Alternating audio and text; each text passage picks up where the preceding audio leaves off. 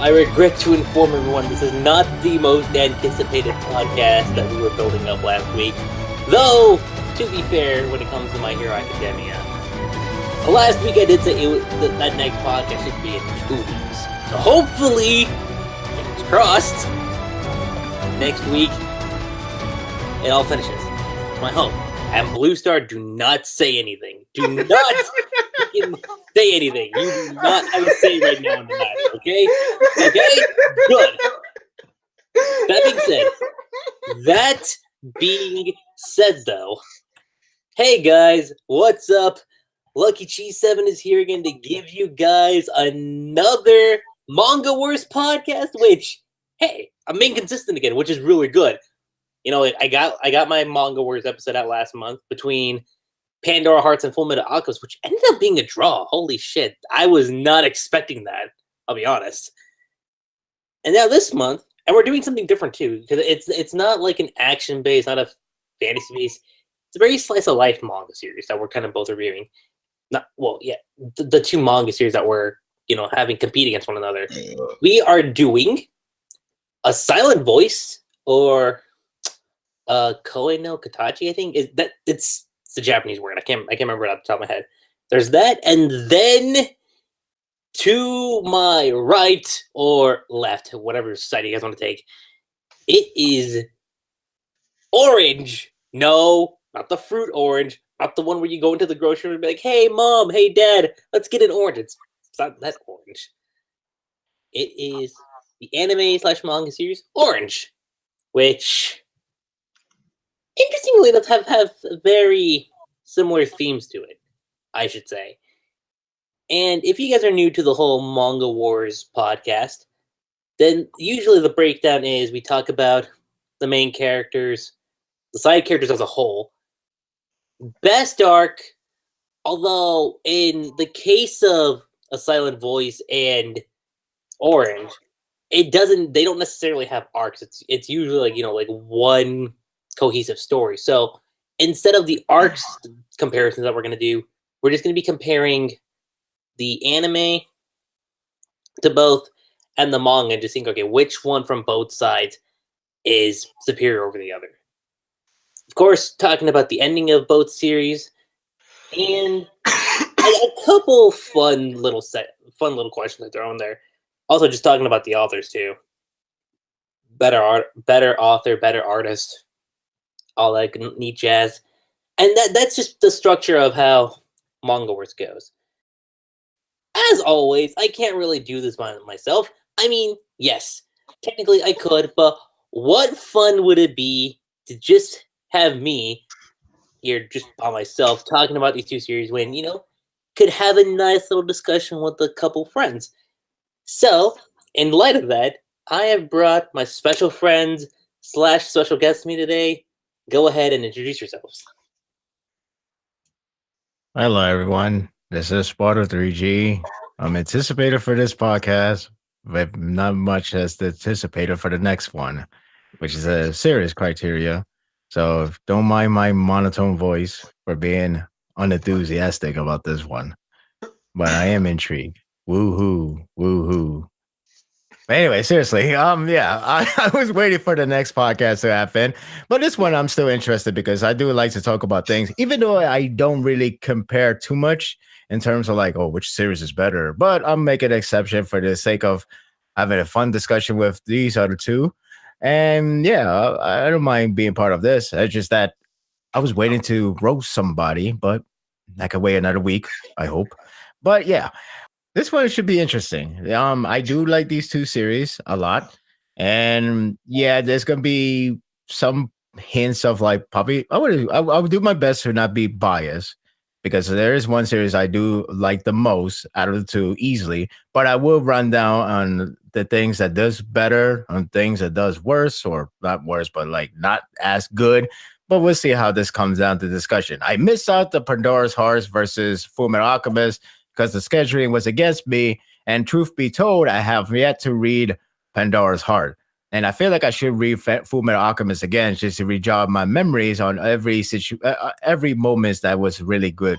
I mean, I can still always remember Brotherhood, but the manga it has been so long, so I had to read that again. If anything, maybe it'd be like, I think this part was actually kind of weak.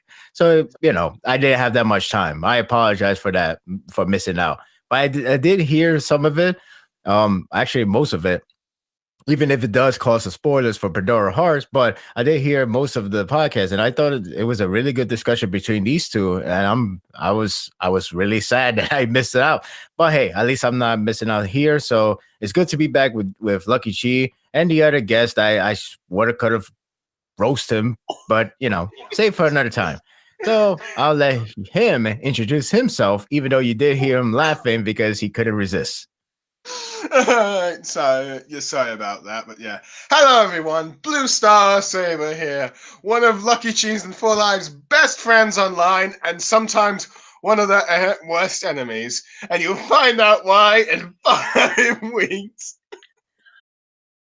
This person is also the cursed child. So let that sink in, folks. Let that sink in. Will I be a cursed man since I'm 24 years old? Sure. Let's go with that too. Or just call me the cursed one?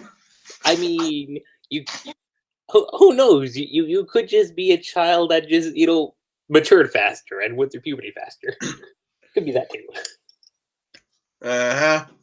Well, the same could be said for both you and For Life. But yeah. That's very fair. But yeah. So, with that out of the way, let us get into the manga wars. But first, the one thing that we have to do is do a summary on both these series. I will cover Koei no Katachi, A Silent Voice, and, of course, Blue Star covers the second one, which is Orange. So, okay. I shall start things off with A Silent Voice. Shoya Ishida, a boy always looking for ways to beat boredom, ends up looking for it in the wrong place.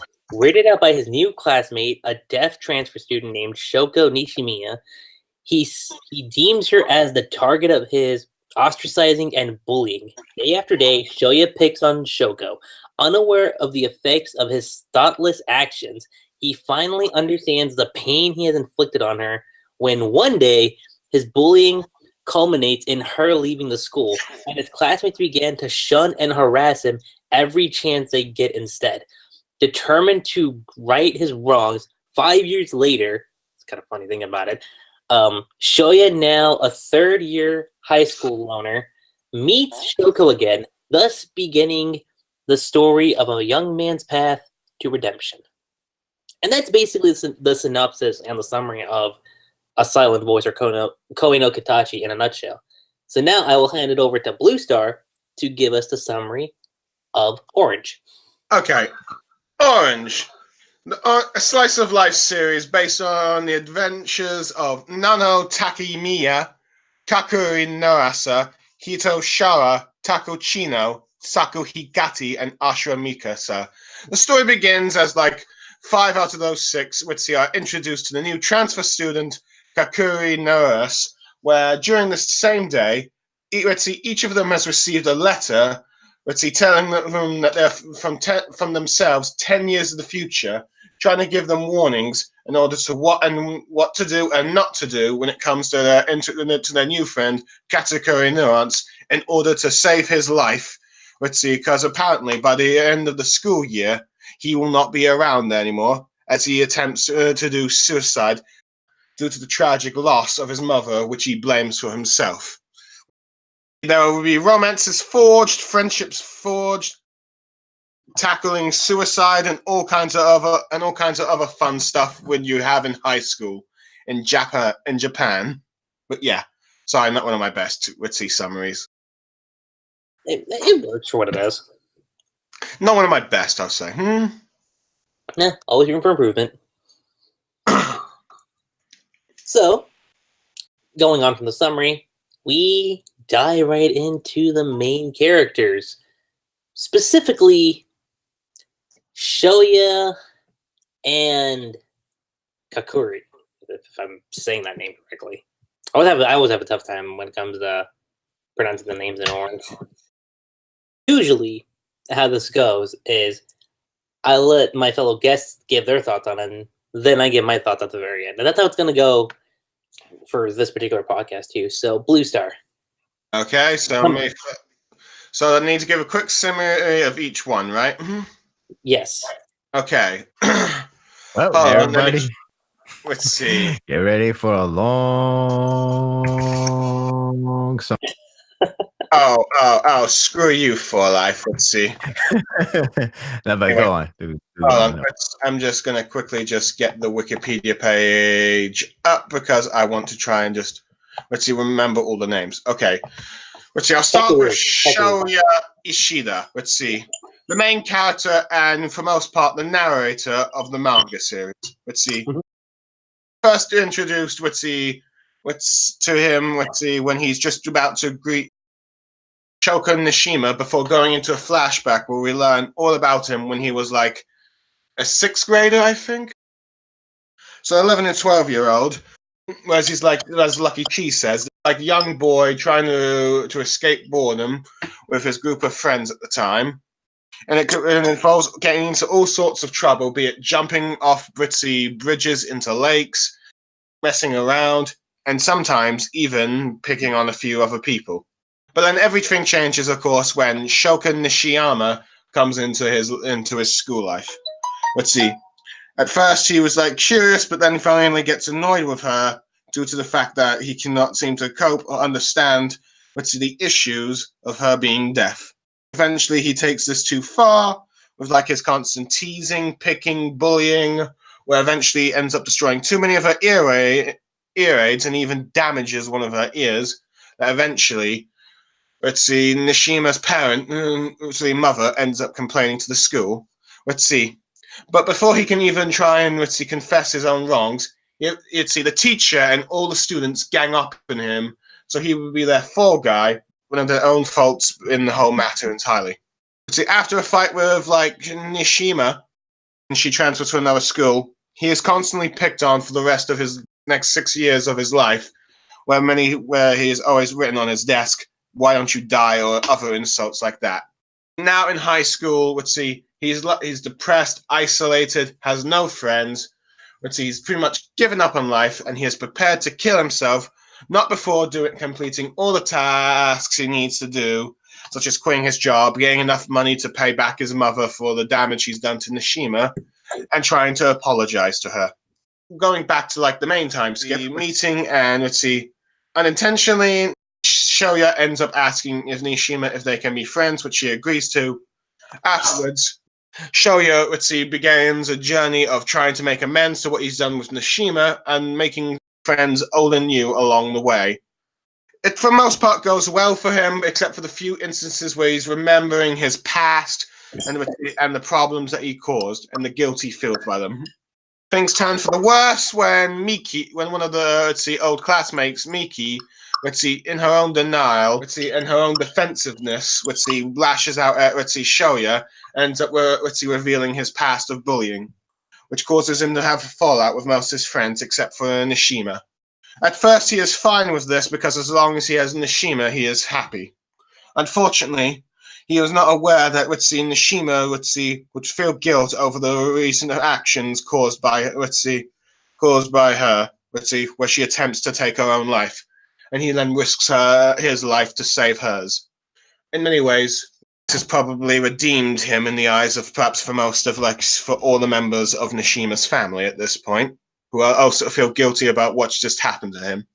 He is then left into a coma for a few weeks, which has an immediate impact on all the friends and family that he has come to know. Eventually, breaking out of the coma, making amends with everyone, and establishing his relationship with Nishima. The future looks bright as they all set to do their goals, for him being a hairdresser. While with Kakeru, who's a bit mysterious at first, due to the fact that, you don't really know much about him, but he's immediately asked by Naho Tamaki's group of friends to come hang out with him. He at first seems okay with this, but then weeks later, he is not absent from school. The next time you see him, he is in more of a depressed state, though granted he still enjoys hanging out with his friends. But as time goes on, we learn that his mother committed suicide due to the fact that she has faced some, psychological, mental issues during the school opening ceremony. She committed suicide, and he blames himself, and he is coping with that guilt ever since. However, as the series becomes clear, it is revealed that he has feelings for Naho Takemiya, and she likewise has for him.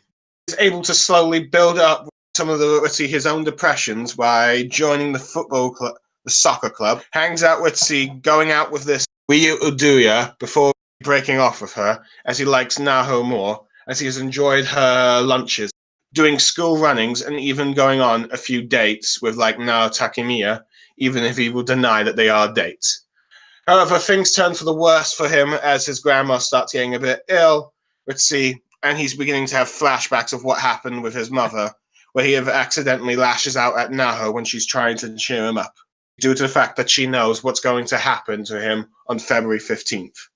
Of course, this backfires, and ends up going back, and it ends up being distant for a while before Naho tries to make amends.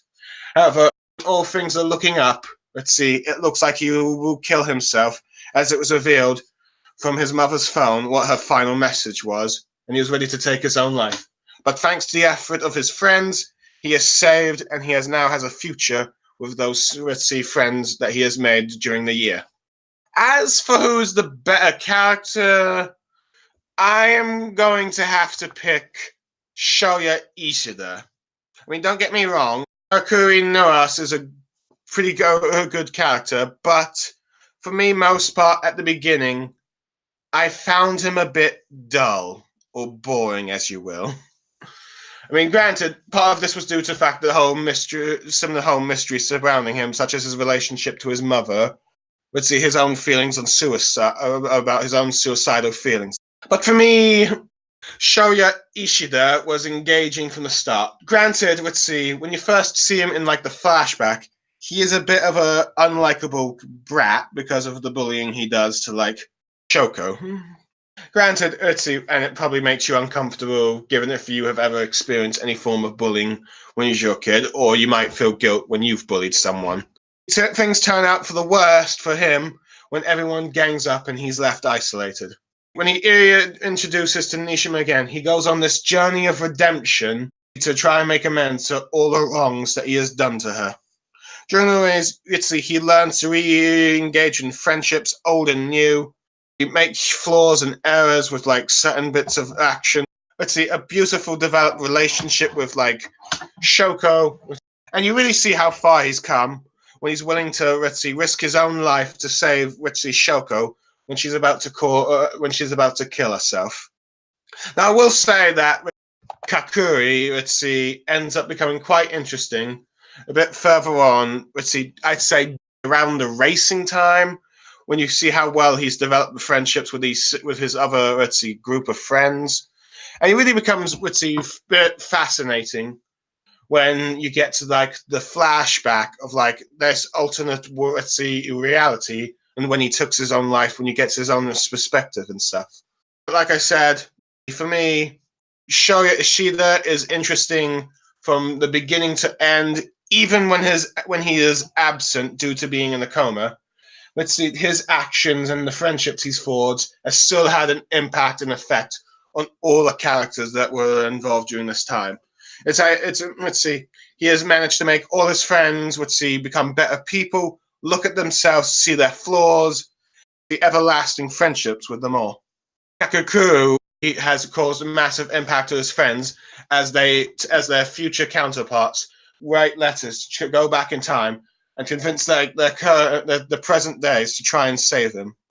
I find the story of redemption to be a bit more fascinating than trying to save someone's life, even though that is also still an engaging story.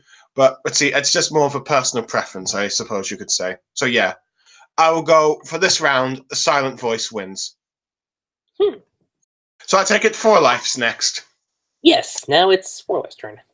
Is he here? So what are we talking about, the entire thing or just one category? Okay, so right now we're talking about the main character, specifically the male protagonists. So we're talking about Shoya and Kakuto. So we should talk about the protagonist. Yeah. The male ones, Okay. yeah. Right. All right. He pretty much summarized everything you need to know in a very, well, I can't say vague, but it's more like, yeah, you got to watch it, read it yourself in order to understand the criteria, the context, and all that stuff. But that's gonna take a long time for for understanding the entire thing.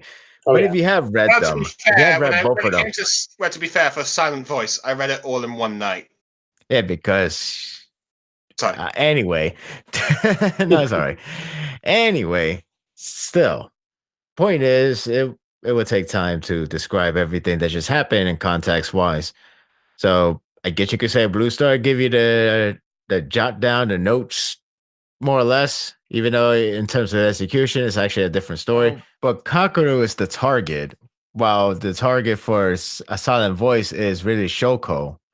That's true. It's kind of hard to try to compare to both because it's kind of reversed. Let's see, one yeah, hand. you kind of reverse it there, and it kind of makes it hard to compare because again, one is the target, the other one is the. I mean, technically, it's a target too, but the more trouble, the more of a person that needs a helping, at least in terms of the first of a good portion of like 65% of the story would belong to Shoko in terms of like how to repair. I mean, they both need to repair, but Kakaru, he's pretty much needs to be repaired from the get-go. He's the one that is literally the main story, the main plot. He's the main guy. He's the target. He's the guy that you had to help.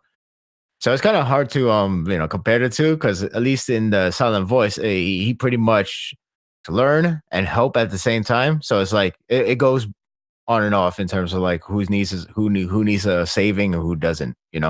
Yeah. So I don't know. That's kind of hard to try to compare the two with that kind of set of mind. But I guess I would choose Shoya mainly because of something like it's funny because like he started off as a bully, which is a huge no, especially no matter what time of life you grew up in.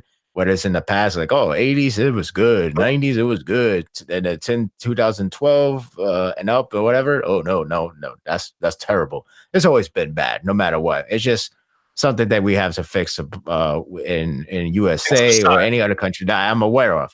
But anyway, the point is, he started off as a bully. It kind of gives you the idea that maybe you should not like this guy at all, and maybe you don't want to give him any redemption because he started off as a douchebag, but he's a kid, and you may say like, well, that doesn't matter. That means if he kills a person, because he's a kid, you give him a free pass. It's like, well, that's a different story. You kill a person. Again, the idea of the showing the flashback was like giving you the idea that he's gonna end up doing a lot of things wrong to one person. And again, bully is bad. Now he gets his comeuppance by being bully himself. But it went so long to the point that you actually started to think, okay, enough is enough. Now you actually want him to be redeemed because it gives you that time. It gives you a reason. It gives you the right time of age, the right time of when to start to feel sympathy with the guy. And then you want to see him rebound. You want to see him how to come up because we all have that bad experience. There are people that are bullied before and then they become a really nice person when they grow up. Honestly speaking, one of my friends was a bully, not to the bad degree like how you see from Shoyo, but like it still like has that bully manner. And trust me, I know this because I was raised in this area where it's pretty much like a lot of people can be a little very immature, bully, whatever, like being disrespectful. And I know that person, and then I see him changing. I don't know if I have any role with it, but it doesn't really matter to me. What really matters to me is how much he has changed, and he changed for the best. So I'm happy for him. I'll still hang out with him. He's really cool. And, I don't know if I had a part of it. So I could relate to this in some way. I may not relate to the troublesome where like he has dealt with, but I could relate to the idea that a bully can change. A bully can redeem when the person decide to accept that redemption road. And Shoyo almost got himself to the path of suicide. That was clear, either movie or the show. So, or the series itself, the manga that is.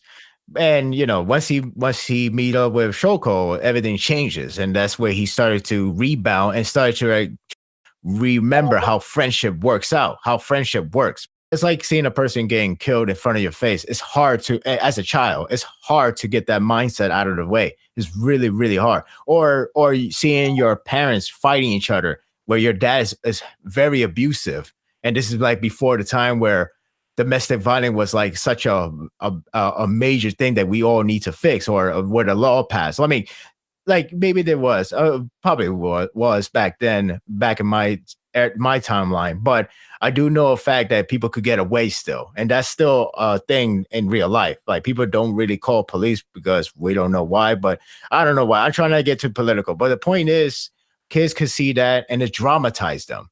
That's what happens to Shoya. He dramatized him, so he forgot how friendship works. So that's the type of story, and I could relate to that. Well, not relate to the whole not understand, not try and remember the friendship, but again, the whole understanding with the redemptions and understanding the faults, because I have witnessed that from my friend. I have witnessed that myself. I personally never got bullied, believe it or not. But I'm not sure that's a good thing or a bad thing. If you even comprehend that, I just said that just now, because sometimes if you get it too good, sometimes you need a balance. It's a weird feeling I have, but don't mind me. It's to each their own. Anyway, with Kakeru, he's a depressed guy. It's something I could also connect as well, because I have witnessed a depressed person that I don't know how much that person can go. I don't know if that person ever thought of suicide, and I pray that never will happen to that person. But it is a scary situation. It is a scary feeling, as a person who wants to be, who has to support the person, because it's like you don't know what's gonna go path. You don't know what that person is thinking next. You don't know if you're if you're saying the right way, saying the right words, saying the right thing. You don't know if this is what he wants to hear or she wants to hear. Depends. It's a scary situation. So seeing him trying to get that smile, trying to feel happiness, is something that I like. I'm a guy who likes a good moral. I mean, I could accept bad moral. I could accept a bad ending, a sad ending, whatever series. A lot of people tend to say like, "Oh, you don't like this movie because it had a bad ending." Like, not bad ending, like, "Oh, that was a bad written ending." Bad as in like, "Wow, the villain wins, the good guy lose and dies. The girl that he loved, that he was love, dies somewhere else." Stuff like that. That's not what I mean. But seeing the story of rebound, redemption, it's always something that makes me happy. It gets me motivated that you could do a lot of things better. These two characters has their ways to motivate, has their ways to get you happy, get you feel good at the very end. So it's kind of hard to compare, but if anything, I would just say Soya would be my better protagonist, I guess. I mean, mainly because I just like how authentic it feels to see him, how he just started to like about friendship, cares about friendship, and while he still has a problem, it does dive into his mind a lot throughout the entire series. Where Kakeru, you get to his mindset in one of the chapter where they actually show you what if, or more like show you the other side, the other timeline, how he went through before he takes his own life. But other than that, I would go with Shoya. Which finally gets down to me now. My answer is actually going to be pretty similar to these guys. I would definitely say Shoya is the better protagonist compared to Kakeru. Nothing against what Kakeru is going through. The situations are both pretty realistic, if you ask me. I just personally feel like Shoya, like what Sparta said, like his journey, going from the beginning, in many ways you could say he had the Uri treatment from Tokyo Ghoul. He was a piece of shit. But that's what kind of made him fascinating. I remember I was sitting there I was like, I can't stand this guy. But I kind of want to see where his journey goes. As the story kept progressing, you're seeing exactly what he's able to do, what it is that he wants to accomplish in life. He wants to understand the meaning of friendship. He wants to, kind of like bury the hatchet of what happened with Shoko back in elementary school, and seeing him in his journey and just what he's able to do and how he's able to go about it, I think was something that just really stood out to me. While with Kakeru, again, like, he is the victim in the entire story because he is the one who's thinking about going through suicide, much like Shoya in a sense. Except the angle is the fact that he's not exactly a bully. It's the fact that he's kind of the one that needs to be saved, if that makes any sense. And while that story is also fascinating, Shoya to me, like I said before, is just, there's a lot more, I guess nuances is the right word. There's a lot more. You can also use the word multi-layered. That too. Definitely multi-layered. Nuance is a lot more multi-layered.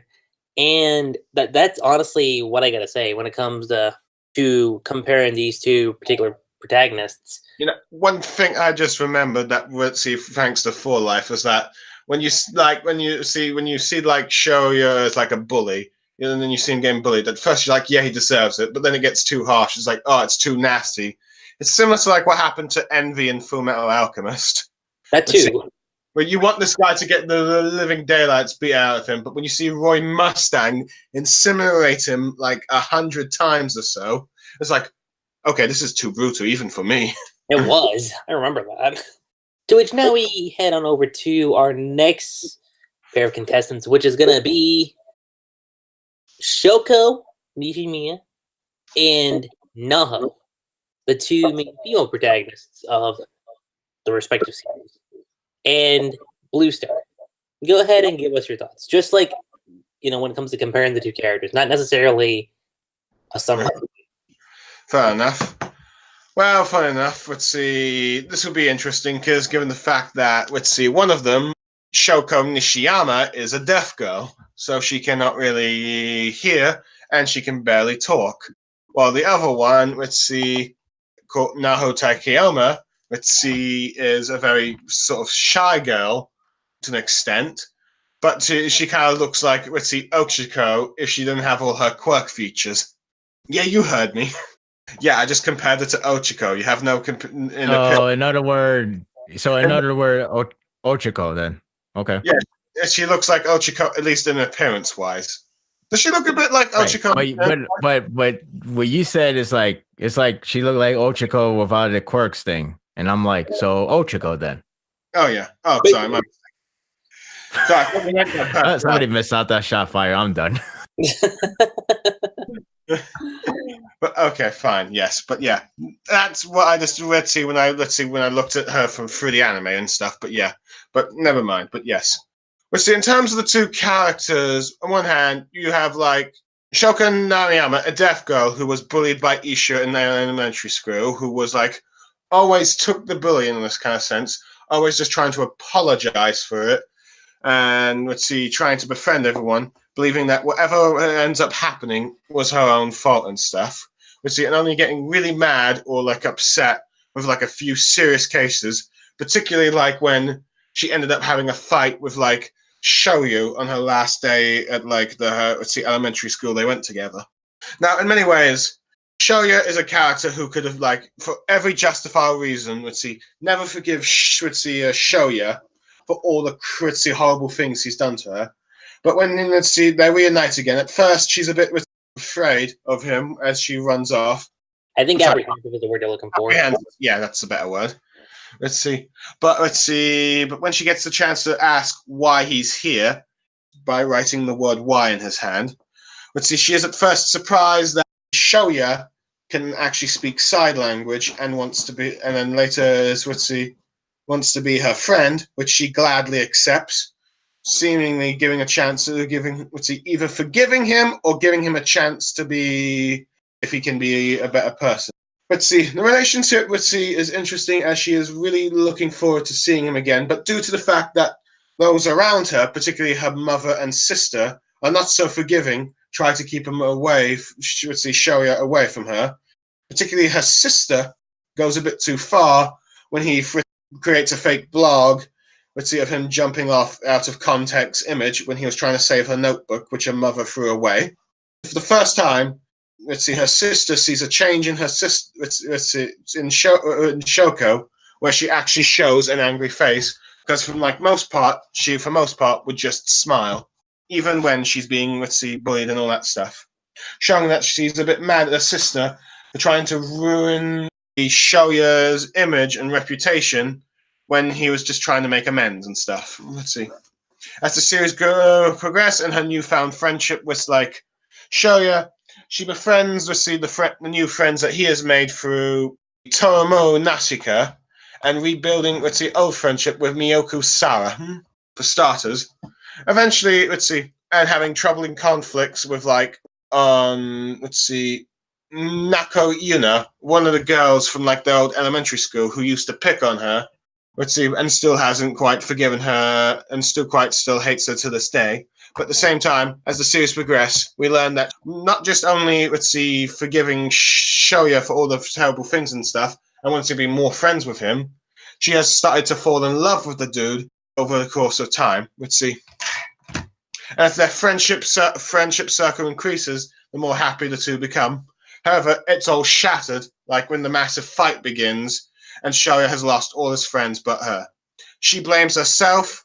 She decides to try and spend one last good day with Shoya before taking her own life in her own guilt of what she has done to Shoya after all the effort he has done to rebuild a friendship with her and all that stuff, and also his life. Shoya, luckily, in the nick of time, saves her, but the cost of him getting into a coma, and she feels guilty at this and tends to make things right as she attempts to regather all the friends, Noka Uno, who still hates her, to finish the film production they were on. Which I forgot to mention, all that stuff. And when Shoya finally comes out of his coma, the two Akino promising to live for each other and all that stuff. And eventually they are able to evolve and grow and develop as Shoko will go to university or college in Tokyo to become a hairdresser. Promising their friendship to last for as long as they can, forever and stuff, by the time they're ready to leave their high schools. Now to Yakima. Now, with Katakuri, I was not really engaged with her at first until a bit more later in the series, due to how passive she was to me at first. Granted, it's understandable as she receives a letter from her future self, and she has no idea, which she at first does not believe until some of the events of the first day, and she then tries her hardest to try and prevent Katakuri from killing himself and falling in love with him as she tries to try and confess her feelings. Throughout the course of the series, she gets more confident in spending time with Katakuri, but also learning that her friends have also gotten letters from the futures as they work together to try and save his life. This is perhaps the best defining moment of this, is when they all agreed to join the race, which he apparently loses, which apparently negatively affects Katakuri. She eventually, of course, accidentally, takes a turn for the worse when she tries her best not to make him worry about his grandma, but ends up, saying the wrong thing. Just before, on Valentine's Day, she's able to set things down the right path, reckless behavior the previous night, New Year and stuff, and confesses her full feelings as she's giving him chocolate. And due to these actions, she and her friends are able to save Katakuri before he commits suicide. Honestly, despite Nishima being deaf, I find her a bit more engaging as both when she's the victim and when she's the one trying to push, everyone getting back together. You see her as this timid, shy, deaf girl who gains more confidence over the friendship she has forged thanks to Shoko and the feelings she develops for him and all that stuff. As she becomes more accepting of herself when she's about to take her life due to her own guilt of what just happened to Shoya. But when after Shoya saves her life, she resolves to make everything right by taking over Shoya's role in the production of getting everyone into their roles, by getting all the friends back together in the movie. And she matures quite dearly when she decides to go out in Tokyo and become a hairdresser after being inspired by Shoka's mother. And who knows, maybe it'll imply that she and Shoku will become a couple and maybe even run the hairdressing business later in headcanons, I guess, but let's see. Hey. While for Nato Takayama, for me, she seemed a bit passive for the beginning of the plot, as she rarely does anything the actions due to not knowing how to do it, or let's say not believing at first. But let's see, she gets more confident in what she wants to do, particularly with her confessing that, yes, I want to make lunches for you, Katakuri. I want to go on the race with you. I want the chocolates. I love you and all that stuff. And she's eventually able to save Katakuri with the help of her friends. But for the two, I am giving, let's see, a silent voice another point in this round, as I find Shoko Nishiyami the more engaging character, and probably the best representation of a deaf character I have seen so far in any series. Granted, I've only seen two, given the fact that I was about to ask that. I was like, what is the second one? Let's see, one episode in Doctor Who in Peter Capaldi's episode in a two-parter, where there's a guest star deaf character. That makes sense. The Under the Lake and Before the Flood, if anyone's curious, if they want to see, a character, let's say they want to see a deaf character who guest stars in the episodes. But yeah. Anyway, your turn, For Life. Okay. Well, first of all, I was confused with Blue Star saying, I thought he was saying Katakuri. I'm like, who? We're One Piece now? Okay, Japanese. I'm not always good with Japanese names. Oh, I'm saying One Piece's villain name. Sorry, my mistake. It's Kakeru. Sorry. It's Kakeru. Yeah, it's Kakeru. You know, like Katakuri. I was like, Katakuri. Wait. Correct me. Corrected me. I did. Well, yeah. Well, I was like, wait, maybe he's talking about the main girl, but I was like, wait, her name is Naho. So, Dare? Yes. Dare. Anyway. Now, let's see, with friendship and let's see, romance with Kakuru. There we go. Yes. Kakeru, but we'll go with that. All right. What was I good? Oh boy. Okay. So once again, it's similar to The last one. what I just explained about the whole thing. She's not really the target, she's the helper. Well, Shoko is the target. She does help in her own arc in volume 6, if I could remember. Yeah, perfectly well. Close to the only volume where Shoko is not on the cover. I mean, Shoya. Yeah. Yeah, it's the only one. Yeah, which is kind of funny to me because I'm like, I saw those covers. I saw all the covers before I started reading them for the first time. And I remember being very damn scared to the point that my heart starts skipping beats when I see Shoko jumped. I'm like, this happened. It's like, no. You know, I'm like thinking that she's gonna die. I was thinking like, you know, she's on the cover. Why would I think she's gonna die? You know, but I didn't think of that. The story stole my attention 100%. That, you know, I could believe whatever is happening right in front of my face. Is that crazy? Again, like I said before, it's similar what I said, that is technically in the wrong spot in terms of a category, but I'm gonna go with it anyway. All I remember is this one post from somewhere in the YouTube video a long time ago. I don't remember which video was it about. Well, actually, I know what was the video about. It was about Silent Voice, but I don't remember what kind of video clip was. Anyway, so like I see that video and then I see the post comment, and I remember it's like, you know, people these days are talking about like waifu and this and waifu that. She's no waifu. You ever put Shoko as a waifu? She is definitely no waifu, but she's like the charming girl that we all could love. And I'm like, yeah, that's pretty much how I would see. Because you know how like waifu, it would be like kind of like a character design that's made for people to get like, you know, nosebleed and all that stuff. That's the idea of waifu. And let's see, the One Piece girls. You could say, yeah, pretty much like that. Even though Oda's attention was already said many times, he said it himself. He didn't hide it. He didn't shy away. He flat out said it. That's the reason why he does the hourglass style. But yeah, it's like that pretty much. for Shoko, she's pretty much like the charming girl that you really wanted to, love because, her characteristic, her design, even, everything about her, she just sparkles, I guess you could say. But anyway, like enough with the design. In terms of character, I'm always finding her motions, her movement, her language, her character language, the body language that is always find that very impressive and always find that very adorable. Not in terms of like, because of like, oh, I wanted to marry her, but more like, it just speaks to you a lot. It translates a lot to make you care about this character so much.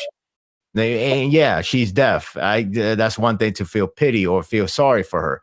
But everything else is just you just like her because again, the way how she speaks, she's like the charming girl that you rarely ever gonna see in life. Like it's kind of one of those one in a lifetime thing. And so, he's seeing at the end is like, Shoya is like one lucky's bastard if you think about it. But yeah, going back to Shoko, it's like I remember. Huh? I want to just quickly interrupt. It's like when this one scene with like Tomonaki Yasuke was asking where Shoya got those pin things. He says like, "How do you get all the chicks?" Oh, sure. But yeah, like, and it's not like she's innocent and everything, but it's not like she's like gonna be like just be a wandering. Because some people sometimes there are medias that tends to use like a handicapped person into like a very lost person. It kind of baffled me at times, but like just because that person is blind doesn't mean she's gonna act not as smart as an average human being. You know what I'm trying to say? It's kind of like they may have a movie that did that. Doesn't mean that they are. It's like they maybe have disability learning, but they're not as dumb as a 5-year-old. Right. It's like that. Let's go with that one. It's like that, But with Shoko, she's not like that. She's not like that at all. She has her own personality. She has her own mind. Especially when you look at the chapter where she dream about her life. What if her life has a voice? What if there is a language coming from her mouth? What if, there's voice, but what if it's like a perfect language? What if she can actually speak? Well, that all translates to the deaf thing because, deaf tone thing. I forgot. Is that the right term? I'm trying to remember. Like, because remember, when she speaks, she can't understand what she's saying because, deaf thing. That's very saddening. But I forgot what's the term. Is it deaf tone or something else? I think I'm using that wrong. I honestly think I'm using that wrong. I'm trying to remember what it is called too. It's something different. There is, yeah. I'm just typing it up. Deaf tone. Right. So what if she could speak perfectly without any problem? But the most importantly, what if she can hear them? What if she can interact with them? What if she be friend with everybody back in elementary? What if that's what if she has that chance? And then you can see how she acts like. She acts like what her body language has been acting like for a while. Polite, nice, but it can be fun, can be caring, can be engaging, can adapt to people. Like the way how he's like, oh, please show you're such a tease. It's like that. And not like, oh my God, but not like that. I'm just saying the point is she could have a lot more normal life rather than being bullied, being the target, being the problem. And that's where her personality comes from. That's where she is. And it's always tragic to see her like, always thinking like the other path that could have been, but it wasn't possible because, she was born deaf. She was born a trouble because how everybody that reacts towards her always been a negative. Her father that freaking left, who you trying to be friend with, Shoya back in the elementary, who end up bullying her to the very depth, to the point that she wanted to suicide. And it's like, it's very tragic. And it's always disheartening when you see that part where she's like, go to sleep in a dream where she could have a normal life. She's all happy. And then you see the high school version of her in the real time, all messed up. It's really heartbreaking to see that. So it's like you could really connect to her. And it's always amusing. Again, it's always amusing that since she has her own personality, she's not like, a target victim. when it's always amusing to see her like react to things with her expressions. Expression is like one of the main thing that makes it stick out into for like a presentation of how can you tell what she's feeling. Like you could tell she's angry, you could tell she's happy, you could tell she's confused. It was really funny. And I guess that's why Kyoto Animation took care of that. And Kyoto Animation, they know how to freaking react. So it's like, oh, perfect studio to do it. If you let Studio Parrot do it, we're fucked. But anyway. All right, you were right. It's tone deaf. Tone deaf. Okay, Oh, thank so God. I apologize if I did use it wrong. I apologize if I end up using it wrong. But what I was saying, like, these expressions always speaks to me. And you don't need to say anything. It just speaks to me whatever she's happy or sad or mad or whatever. So I'm always connected to her. And then when she started to fight for Soya, not fight like literally fight, but like, basically when her character journey begins, it's very engaging because like you want to see her and him reunite. You want to see her to rebound. You want to see her actually like finally shows what she has developed. Like, yeah, she went to the suicide route, but now she's looking at the other side that could actually benefit for everyone rather than what she believed would benefit for him with her, taking her own life out. So it was like really rewarding when they got to talk to at that spot, which is hilarious every time I see it, anime or manga, with the whole doing the same reactions, like not like rubbing their eyes, like, is this real? The funniest part is obviously where she poke him, and then when she find out he's real, she stepped back like, whoa, it's real. It was like the most. It's even hilarious in the anime form because you can actually see her footstep. It's like very cutesy feeling, but it's like it really works out. So I was like, I'm so happy Kyoto Animation got this. Everything about her, I'm always captured by her wisdom. I'm always captured by her passion, trying to make things right. Even if the suicide part was really gut wrenching, because I was really scared out of my head. Like it was just crazy. And then the ending, it was just very satisfying. I mean, like, of course, there's that one part of the ending that we could talk about later, but still, the ending is still satisfying for her to, finally be happy, whether it's with Shoya or her friends. It's just she finally has a future. She finally can see there's a future for her. It was just a really nice ending towards her.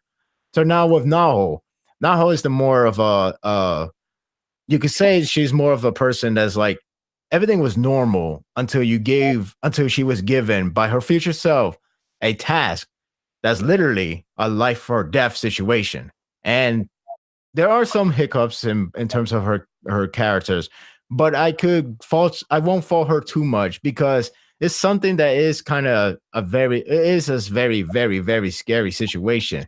Like, could you imagine yourself being placed in the hands of someone that you're going to meet this person that will die?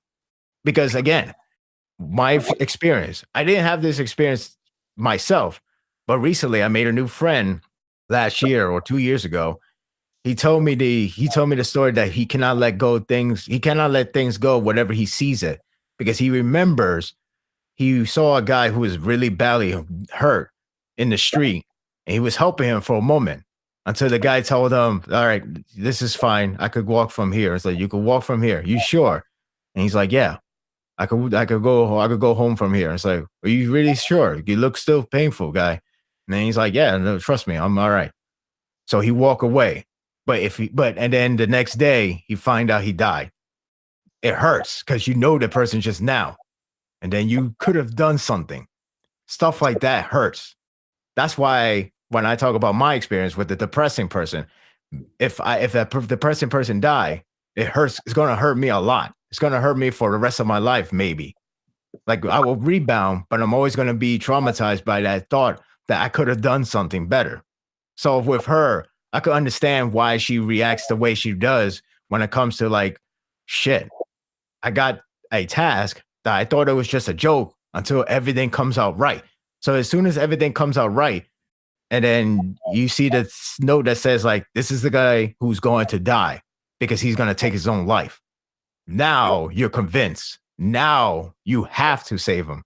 I mean, you don't have to, But do you really want it to be traumatized? That could have been your that you do you want to be dramatized by something that you could have prevented, but you messed up because you just said no. That's what made it worse when you actually see what happened to the other timeline of Kakaru, where he lost his life. You see everything. You see a lot of things that went wrong. It's like playing a video game, only this is real life. Well, it's still anime or manga, but the point is, it's like a video game where you make a choice and you're like, did I do that choice right? Let's see, keep playing, keep playing, keep playing. All right, I did the choice right, and I got a bonus. We're married now. Cool. Like kind of like Mass Effect and all the games. Like some of the games would be like, okay, you could fight him and kill him, but that'll be the end of him, 100%. Or you could try to talk him out of it, and then maybe, just maybe, you will start working together. It's like that kind of way. So you mean any BioWare game? Yeah, true. Is any BioWare game, in a sense.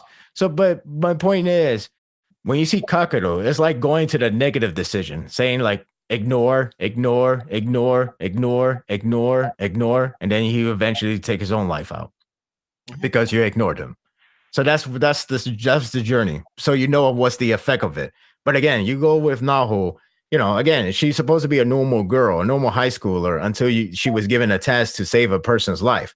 That itself is already scary to deal with. So yeah, there's a lot of mistakes, in terms of character-wise as well. But when it comes to the mistakes that's meant to be mistakes, those are more relatable because people, again, it's a scary ass situation. It makes it more scary where the nose doesn't really mean it's the factor, which I really like. I like the fact some of the nose doesn't have to be 100% accurate to that path will end up being the right one, and everything would change it up. But like, that's weird. He never asked me this because you changed the path. Nobody can predict that perfectly, which I like. Because if it was 100% step by step, I would say that's a negative. I would think that's unrealistic. How anybody would know what a person would do or what a person would say if you literally go one step by step? That's something that never had experienced before. That would have been way too fake. So I like this direction, and it makes it more troubling. It makes it more scary for her to deal with because she's like, oh, I can't really follow this. And it's like, damn, that sucks. You got to make him lose, or you got to make him fail or something like that. And they feel guilty. She feels guilty. So they decided let the other path go. But then everything else is all different.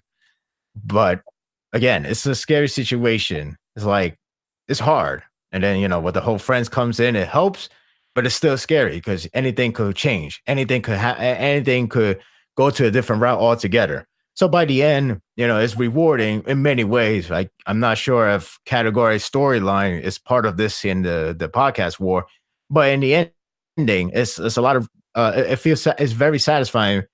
If you follow just the manga, it does cut to the ending very fast, which it was a problem. If you know the manga has a sequel, the ending is actually more rewarding. But if you did read the manga, the sequel one. Wait, Orange has a sequel? Yeah, Orange has a sequel. Yeah. Okay, I have not read that. I wish I knew. Then I would have read it. Oh. Well, it's short. It's very short. It is. It's but one where it reveals that with see Kakaru and see now who got married and stuff, or no, this one is more of the what's his name? Suwa. Yeah. Suwa. Yeah. Okay. Yeah, Suwa. It's his side of the story. This is where you learn more about his path. Okay. It's interesting. But there is a real ending at the very end, which is more satisfying because again, in the manga version, the ending just go like they save him, they use a time capsule, and the moral of the story is any timeline, is different. That's when you find out that they're using the Trunks timeline theory. In other words, every timeline is his own timeline in a sense. Oh yeah, like from Super. Yeah, it's kind of like that. Yeah, that kind of more of the story. It's not like a timeline. Like if I go back in time, I will go back in time. Like, yay, I go back in time. There's no double me.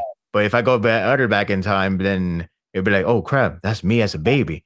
So that means I'm in a other universe. Oops, that kind of way. But yeah, but the sequel did go further, and it did have a better ending. So that was good. But overall, I would say, I guess you could argue this is a bias, but I would go with Shoko just because what I just said. I mean, Naho is more like a high schooler, a normal high schooler that has been given a very dangerous task. Does help a lot, and it makes it does a lot of things is relatable as well. There's some problems I have in terms of written wise, but you know, it makes sense when it comes to like the mistakes that is intentional. So I could understand that. But yeah, I'll go with Shoko for this. As for me, it's actually kind of interesting for me because I will say, like, overall, Shoko is definitely the better written character. She has the journey of, like, her being a victim, although, Shoya's the one who started it. But you see her character, again, being deaf tone. She can hear pretty well, but not exactly getting the chance to talk for obvious reasons, and using the notebook, which I thought was kind of cool to see her kind of like use that as a way of communication. My thing with Shoko was always, what's it going to take? Like the fact that she wasn't so willing to go back to Shoya and say, yeah, let's be friends. Like you could tell she was pretty hesitant at first, but as the story kept progressing in Silent Voice, she did kind of start opening up to him, even though she was still being precautious. But again, while it kept going, you see just how much more she's like opening up to him, and just in a way, just kind of saying, "All right, yeah, he's being honest. He's trying to fix the mistakes that he made before in the past." And when you get to the point where she gets to, kind of like what Blue Star and Sparta said, when she's about to jump off the building, I was like, "Oh shit!" Like much like Sparta, I was concerned. I was really, really concerned with that part. I was like, "Oh no!" I'm like, "Don't do this." Even though, yeah, volume covers, but you know how volume covers are. And then when you see her, just because you see her side of things, and you're seeing exactly how she's feeling on the matter, and given from that, given kind of like how she feels, Shoya ending up in the hospital, and just kind of her feeling bad about the situation. It's kind of like reversing the two roles in a way by that specific point, but you definitely feel a lot for Shoko, especially going from the beginning and then ultimately ending up at the end. Now Naho, well, in terms of events and what she goes through, like I will say Naho stuff was interesting. There were a couple things that I had an issue with when it came to her character, just in terms of like being written. Not exactly a bad character, but there were like some points in particular where I'm like, okay, you could make her stronger. You could, but I wouldn't say that like she's among the worst of the worst female characters in manga history. No, she's not that at all. She's a good character. She's a good female character. She just could have been slightly better, in my personal opinion. So, just kind of given that, and again, because Naho, like Sparta said, has to go through like a tough task in saving Kakuru's life, and how she goes about it, like reading the letters, seeing how all the events play out, and how she's gonna go about fixing that. I thought was actually kind of neat. Like I said, in terms of character, she does have a few problems here and there, few noticeable flaws that just kind of stick out that could make her more better, in my opinion. But just based on that alone, I'm gonna go ahead and give it to Shoko for this round. So silent voice for the female character, which now brings us over to the side characters, just as a whole, not individually, just as a whole. So Blue Star, give us your thoughts. Okay, for let's see, Orange, let's see, the side characters you have, let's see, Hiyoto Shwaya, Takacho Chino, Saka Hakiti, and Ashura Makasu, and Ryu Udiya. Well, for Silent Voice, you have quite a few more. Then, let's see, for example, you have Naka Uno, let's see, Miki Kawaii, Miyoko Sawahara, Yuzo Nishima, Tomo Nakisaku, Satoshi Mapabushi, Yuko Nishima, Ito Nishiyama. You get the idea, but yeah. Let's see. A Silent Voice has a much bigger cast, and Orange.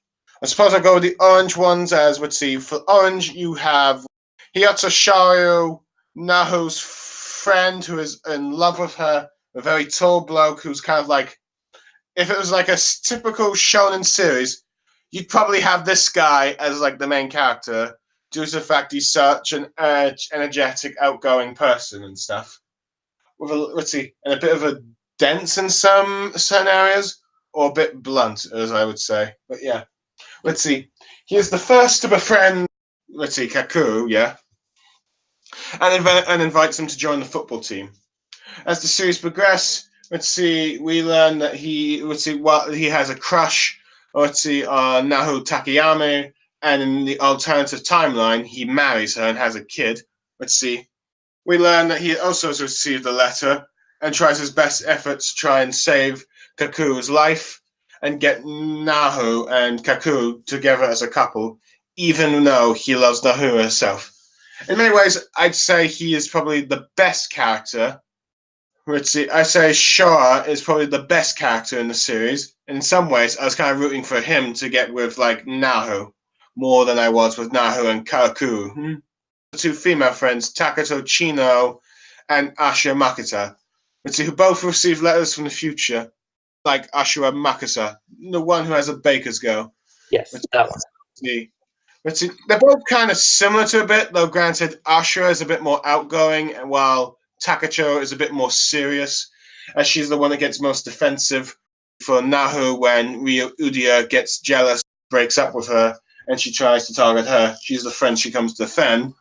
But of the two, I'd say Ashura Makasi is the most interesting of the two due to the fact that she's a bit outgoing with her personality, and she has quite the funny relationship where she teases Hashigata about them being a couple and all that stuff. And the other one, who is my second favorite character in this series, is Saku Hakati, the guy who a sort of bookworm who likes reading manga and points out the obvious even when it gets in his friend's nerves.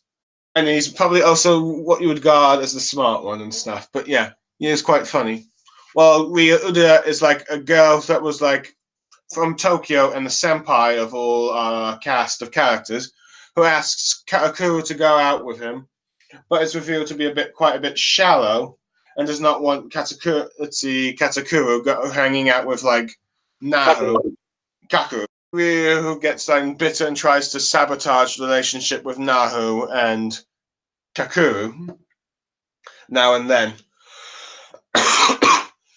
For me, with these characters, to be honest, like I said, only really Ashura and Saka stand out to me, while Hitoswana is a bit kind of plain to me. I mean, there's nothing that really stands out besides maybe just defending her friend, which is still cool. And Ryo Uda, despite being sort of the antagonist, she rarely does anything, but I guess that's partly due to the more of the little screen time she has. Anyway, going to a Silent Voice, they have a much larger cast of characters. So I'll just give brief summaries. Naku Una, a girl that used to hang out with Nishima and with Ishida or Shoyo when they were younger, and he was in his group of friends before they all abandoned him when he became when they all singled him out for the blame game. Where years later she tries to rekindle the friendship she had with Shoyo, who's not quite forgiven her, who is also in love with him. Cannot come to terms of the Shoko or her hatred of her. While she is perhaps a more complex antagonist in regards to Shoko Nishima compared to what Ryo Uda is, because you learn her reasons to why she hates Nishima due to her holding back the class, due to she blames him for what happened to Shoya, and due to her own paranoia and envy for the fact that Nishima also has a thing for Shoya, and unlike her, she actually tried to tried to do nice things for like Shoya, particularly when she tried to wipe off all the nasty names when she herself took part in it stuff, even though despite all the things that Shoya did to her and stuff. Whether or not you think this character is redeemed by the end of the series is up to debate, but while she's still a bit of a shallow person, her friendship with like Miko Sara, who she bullied because she tried to stand up for like Nishima in the beginning, ended up becoming friends with her during high school. And in many ways, you could say she brings out the best of him as they end up working together on her modeling, unlike Miko's modeling career. The next character I want to talk about is Yuzumi Nishima, Shoko's younger sister, who is very protective of her due to the bullying and harassment that she has received over the years. So protective that she prevents Shoya from trying to befriend him at first, and even Fritzy tries to discredit him when she makes a fake blog of him jumping off like the bridge out of context. However, after spending more time with Shoya, she begins to trust him and even encourages the relationship between him and her sister. We learn a bit more about her between her relationship with her grandma and her hobby of taking photos of dead animals in hopes of able to persuade her sister from becoming suicidal. When this doesn't work, she tries to change her methods, becoming more encouraging and trusting of her sister, more trusting with the friends that she has forged over the course of the series. Next, I want to talk about Tomonaki Sasa, a sort of short, chubby boy with the hairstyle of Mineta, but unlike Mineta, is actually likable and does not have any of his irredeemable qualities when it comes to Mineta's perverted behavior. He is the first person besides Nishimiya to befriend Shoko. Shoya saves his bike from like a bully by giving it his own, and he ends up bringing it back to him, and they forge a friendship as he begins to develop from the film, as they begin plans to develop production of the film. During the course of the series, you learn that, this Tomonaki-sa, by claiming he having like lots of friends besides Shoyo, it's revealed that, due to perhaps maybe his own superiority in certain regards, he realized he didn't really have any friends until Shoya, and you understand why he's so possessive of him. And once Shoya is in a coma, along with like Shoko, he's the one that leads the efforts into resuming the film production and getting everyone back together in order to make a film that Shoya earlier would be proud of. The next characters I'll talk about will be Miki Kawaki. The school representative in all of like Ishida's classes for elementary school to middle school to high school. She at first seems like the perfect role model, representative, as she's always helping everyone. But she has a bit of her own superiority complex and even her own victim thing, as she does not accept any of the blame for her own parts in the bullying of like the Shoyo and of course Nishima's bullying and stuff, trying to paint herself as the victim. When you meet her again years later, she mainly befriends Shoyo again, mainly due to the fact that her crush, Shato Mashibi, becomes interested in joining Ishida's group and stuff. And she plays well with everyone. However, things turn sour when Shoyo gets worried about Sachisu's Mashibi's hatred of bullies and asks if like Miki revealed that he used to bully Nishima to him. But due to being accused of bullying, she lashes out. Reveals all of Shoya's bullying, causing him to break friendships with sever ties with all the friends he had built up to this point, except Nimishima. It's not until after she tries to be class representative and tries to get the class to do something to get well soon to Shoyo, does she realize that some people actually kind of hate her due to how self-absorbed she is, and she starts being a bit bullied herself, and she realizes and she slowly starts to realize what's wrong with her. Granted, you could argue she's not fully redeemed by the series, but you understand how this character's mindset works and how she thinks.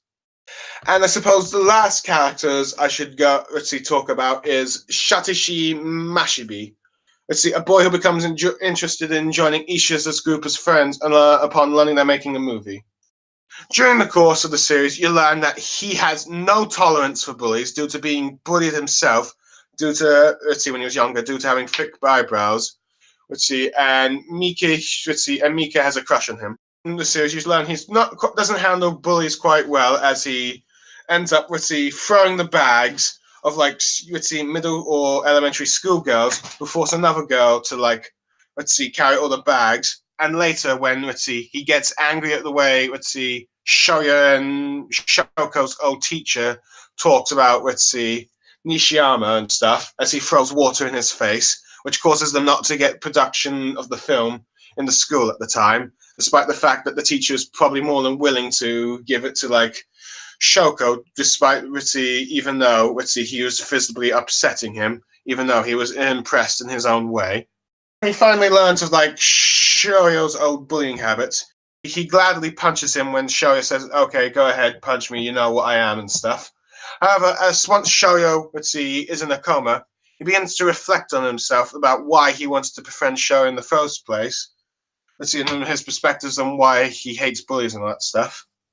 And he realizes perhaps maybe he has been in the wrong in certain situations. And the best example is this, as he goes to apologize to the teacher who was talking to Hiroshima at the time of trying to get the school thing, showing his maturity. Other characters include the mothers of both Shoko and Shoya. Shoya's mother being a bit passive at first until he starts bullying Hiroshima, and then attempts his life. As you see the care she has for her son, she loves him, but she will be firm with him when she feels like he's going out of line and stuff.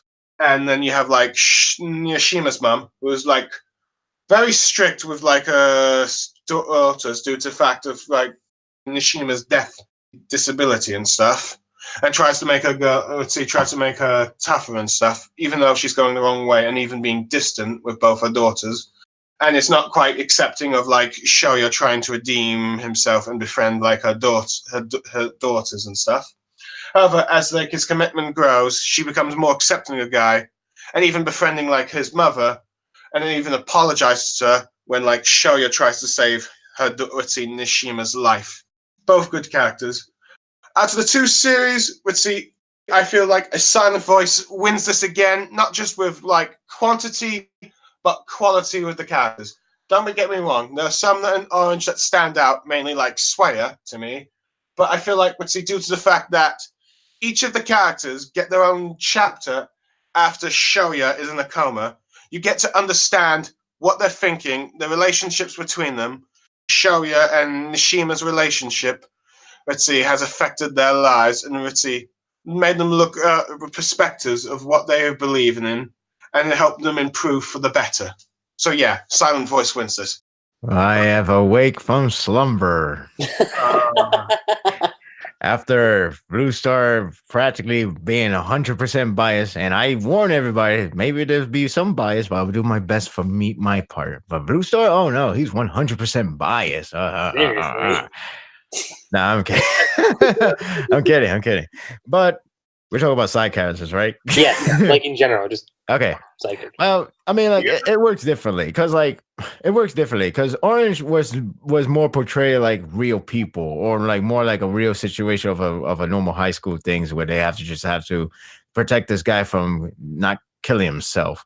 Whereas Silent Voice is more we're gonna give these characters their own problems as well. Yeah, let's do that instead of maybe not everybody will have his own side story, backstory, background, whatever. Maybe everybody will just do whatever it needs to be tasked for.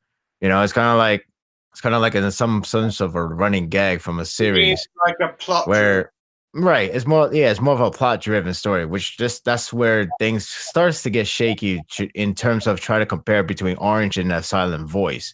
Especially when A Silent Voice is a shonen, while the other one is a shoujo. Mm-hmm. That already tells you enough how much different target it is. But I digress. Since we're here to compare the two and I guess choose one, even though Blue Star is aha, he's the winner in your face, kind of way. But that's his style, not me. Because, he wants to be the righteous. In the last Manga Wars, where it's quite fair to both series. No, I'm just saying, you're it wins here. It will dominate anything where Orange throws at me. Fight me, kind of way. Individuals, Let's see. I'd probably give like a point to Orange if I had to individually compare some like Sawyer to some of the characters from Silent Voice. But there. Well, anyway, my point is they both have like their own style. Because, like, again, when you look at Silent Voice, you know, you got your so-called Minata, a better version of him. You know, I don't know if we ever gonna see that kind of hairstyle in real life. Maybe there is. I apologize if I insult any of them, but it kind of has that shonen feeling. Like, hey, he's like shonen. Don't think too serious. Like when you look at Orange, everybody's being normal. Maybe the hair color would be questionable, but that'll be the end of it. But with Silent Voice, you get the type of like characteristic that's like, while the characteristic are more realistic, it's just like, you know, design wise, it won't be that much, or it'd be like the way how they react. They do have reaction like Sona Bakana kind of reaction style, the expression they make. Well, Orange is more realistic based. It's kind of like comparing with well, you don't even see both series, but I would say this. There's in production IG, they have two series. One is called Psychopaths. Yes, is drawn by the one that drew Hitman Reborn, but they never have an expression that's, you know, very anime like you know, big mouth nothing like or that at like all. like there is none. Even if the design kind of wanted to do one, but there is none. Now there's another series that obviously got the inspiration from Psychopaths. It's called B, The Beginning, but it has a free will to have a funny expression, let alone the guy got hit by a guitar and just fly off in a very funny fashion. But my point is, those two series had like a different tone altogether. Even if one tried to imitate or more like be the same tone that is inspired from. So therefore, a Silent Voice has more freedom with that in terms of like being more animated, I guess you could say, while Orange is being more of a realistic base. So it's kind of hard to compare the two. Dare I say, apples and oranges. So yeah, there you go. But if you were to put a gun at me or threaten me to change something that would make Blue Star happy, going with Michelle Jones into Mary Jane just for his pleasure, then I would have to say Silent Voice. Oh, screw you. Don't bring that up. Look, I'm not even going to go there. I already have enough trouble with the whole situation that's going on for this SJW with this recent cover. I'm not even going there. So anyway, the point is I would pick Silent Voice mainly because they're more animated and they do give each of the characters their background, their backstories, and they do get resolved in this series. The anime version, well, they remove half of them or all of them. Well, not all of them, but like a good majority of them, only because it has a squeeze in for the movie time, which is fine. It's actually fine. When you watch the movie yourself, you could actually separate that. It's not like I don't want change. I don't want change. Everything got to remain the same. You granted, I do wish there was a full adaptation, but what I got from the movie is perfect enough in my opinion. But again, I would choose a Silent Voice maybe because I did like the main characters. I do like the side characters as well. They're all animated. They're likable, even if they do have their problems and they can get you disgusted, especially like the blonde girl. Like, you know, when she quickly switch in order to put all the blame on you, and there's no such thing as she's the fault of anything. So like she's literally 100% clean. That's what she believes. Yeah, I remember that too. Stuff like that. Yeah, stuff like that can annoy you, but it is intentional. Orange, you know, I like the bro team, the spirits of a friends, the spirits of everybody working together to help each other out, help him out. You know, all that stuff is really nice. It's relatable, and it's a heartwarming to see that. So they both have their strengths, ups and downs, whatever. But again, I would pick a Silent Voice just because they're just more animated, and this speaks more on my end when it comes to like showing the moral of the story with each of this character, even if it does go through the hurdle of something that can annoy you, like especially like again what I just mentioned, stuff like that can bother you, but it does pays off. As for me, when it comes to the side characters, I do think the side characters are fun in Orange. Like, which one out of the crowd stands out the most? I would definitely say Suwa stands out the most because, like with Bluestar, like with what Sparta said, He's like the best wingman, if you could ask. Yeah, right. Yeah. Specifically that, but you do kind of get his journey though, like amongst like all the side characters in terms of like progression and like the story. So you get that, and he's probably like the one out of all the side characters that I actually do remember the most from Orange, which is saying a lot. To say the least, I'm not saying that that the other side characters in Orange are bad, but if you're talking about the one that sticks out the most, I think it's him. Compare that to A Silent Voice, which there's a lot per se in Silent Voice, but there's definitely a lot of standouts when it comes to that particular series for side characters. Again, like Shoko's sister, like she's funny, but there's also a side to her that you're kind of a little curious about. Like, okay, she's taking pictures of like things that are dead, and you're kind of wondering, well, why is that the case? And then when you get to that point in the story and you find out, you're like, oh, well, that's a little strange. And then when you come to that realization, you're like, ah, shit, that sucks. Like, that really, really sucks. And then Tomohiro, who, again, wants to be friends with Shoya just after what Shoya was, what he did for him, and kind of seeing his little progression throughout the story. Nako, I do like, and I say she is kind of cool to see. She's kind of, well, in all intents and purposes, a bitch, but you understand her. Yeah, definitely that. You do understand why she's doing that. There's a bit of change in her too. I'll say that. There's a bit of change in her character, not a lot. You wouldn't say she has. Let's see. She hasn't got a redemption, but you could say she has potential to have one. But go on. Yeah, she's kind of scratching the surface for that. She's not there, but there's room to grow for her. There's definitely a lot of room to go there. And then you get other characters like Sahara, other side characters too. Shoko and Yuzuru's grandmother. She was neat.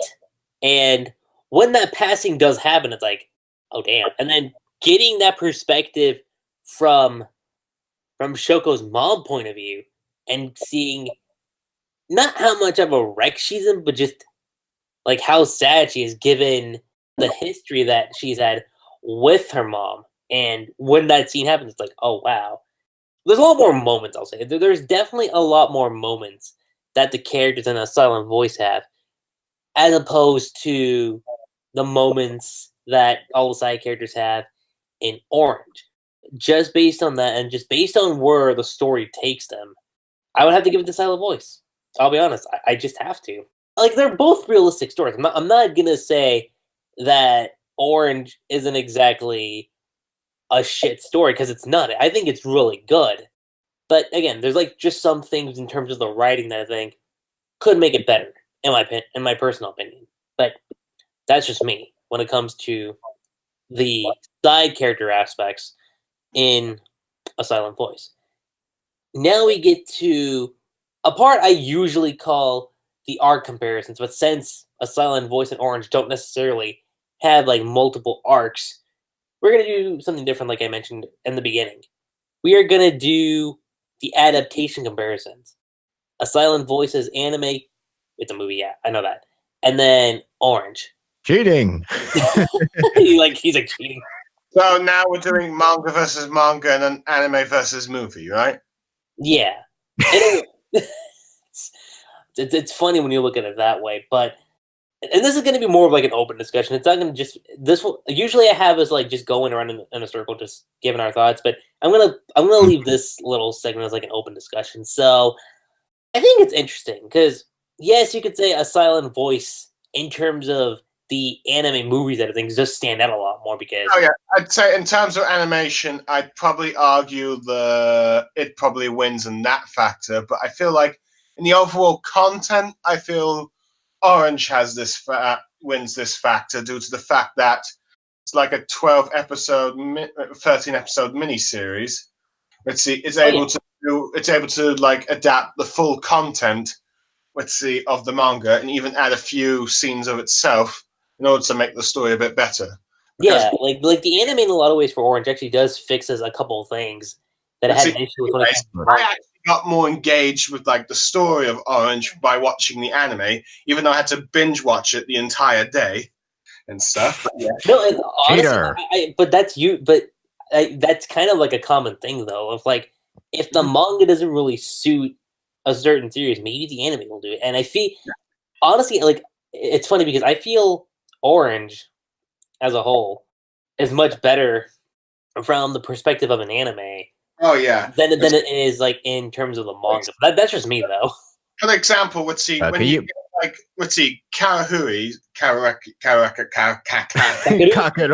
Kakuro. What is this Ang and Ong situation now? Bacchanal Corneo.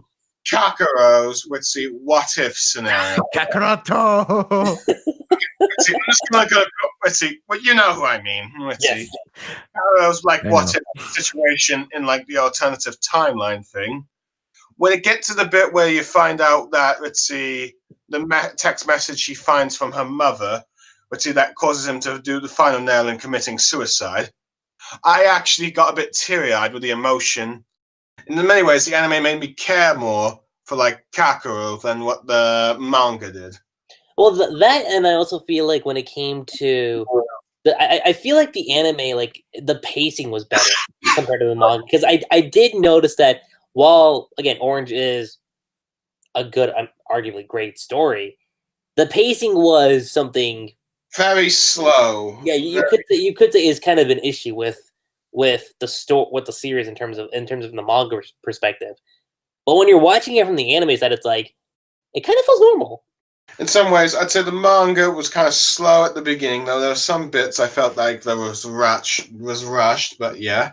But Keep in mind, this is his first shoujo series. That's true. It is a shoujo series. So. Yeah, so, this is Blue Star technical first shoujo series. Actually, I think this is only shoujo series because every other series is shonen and maybe one seinen, maybe. Actually, yeah, one seinen. Let's see. Do you Attack on Titan as seinen or what?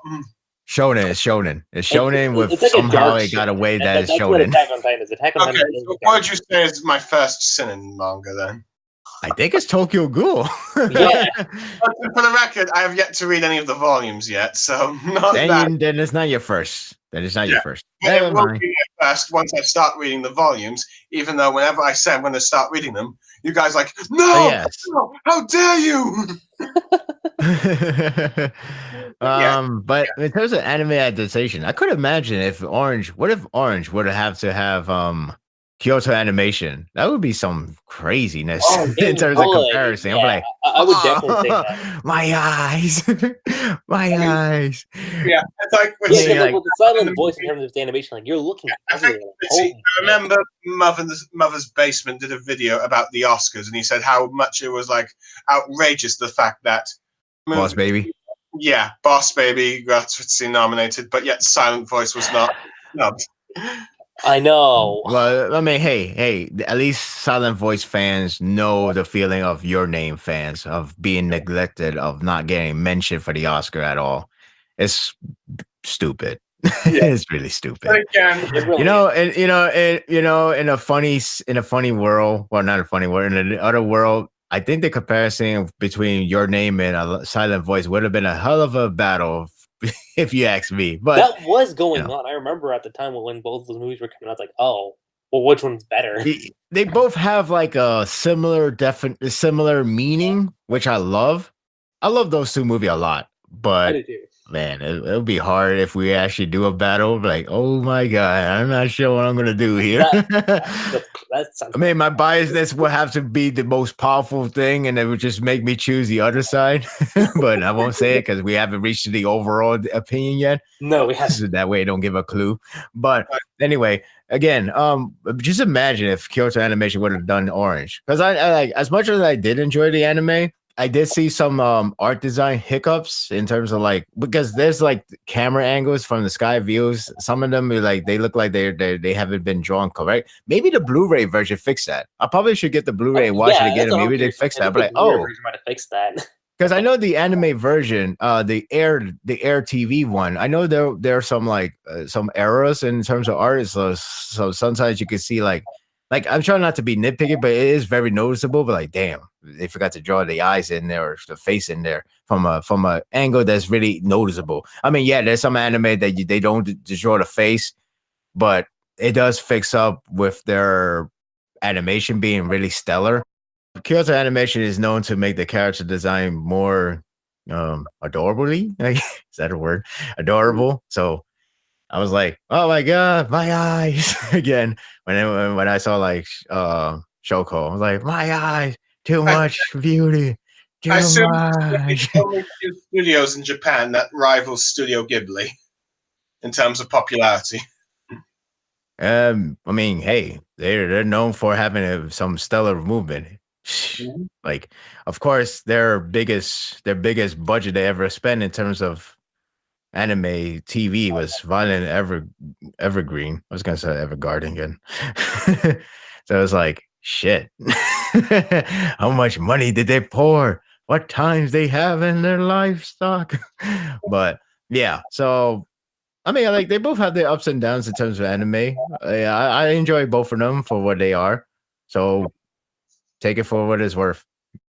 In terms of animation, I'd give like a Silent Voice the victory, but in terms of like adaptation and content, I'll have to give like Orange due to the fact that it is a 12-episode series and adapts just about everything, and in some ways makes the story better, while a Silent Voice unfortunately has to cut out many of the scenes like you've previously mentioned, particularly with some of the side characters, due to how good, due to particular ones that let you see their perspective, but then again, it's because it's trying to follow the narrative. It's a tight narrative of a movie production. So yeah, Orange gets the victory in terms of anime slash movie adaptation. Granted, I'd probably say that the manga probably wins for a Silent Voice, but yeah. I think we come to agreement. The animation will go to the movie because that's cheating, and the and the adaptation will go to the Orange because it's a TV series and that's cheating. I think that's the moral of the story. I believe the next thing you're going to talk about, next thing is going to be art style and author, right? Well, yeah. But before we get to that, we're gonna briefly talk about the endings, and that's something we usually talk about in the manga war stuff. So, in terms of ending, I would have to give it to a Silent Voice for pretty obvious reasons. We've been pretty one-sided for most part in this thing, but I will have to give it to a Silent Voice because let's see. Well, I'm openly admitting it for life. Let's see. So there you go. At least I admit it. Like your favorite arc? More bias. Let's see. Oh, I never said that was my favorite arc, but anyway, let's see. No, we're not going there. We're not going there. Been the best arc ever made. Let's see. I said no. No. You're taking my words out of context. But yes. Let's see. I'm pretty sure I took the context correctly. Okay, I might have said, but anyway. Let's see. A Silent Voice would be its ending I feel is much more conclusive. Let's see, and also that's a butterfly. It's pretty, and let's see, it also gives like a good open ending. Let's see, when it comes to relationship between Shoyo and Shoko, particularly when they're holding as they're entering like their school reunion thing. Fun fact: I'm not going to say which series, but a particular anime decided to copy that, and Sparda knows what I'm referring to. And I was just like, "Are you what?" That was dumb. I'm sorry. I'm still annoyed by that. It's like, yeah, we're gonna borrow this for this anime. I'm like, no. So you're done talking about your end, Blue Star? Oh yeah, I'm very aware due to the many conversations we've had before this podcast. Mm-hmm. Yeah, that. So you're good? If you guys know which series, which anime I'm referring to, actually ended last year. Don't make it too obvious. Then good for you. I'm not gonna say which one, but take a guess.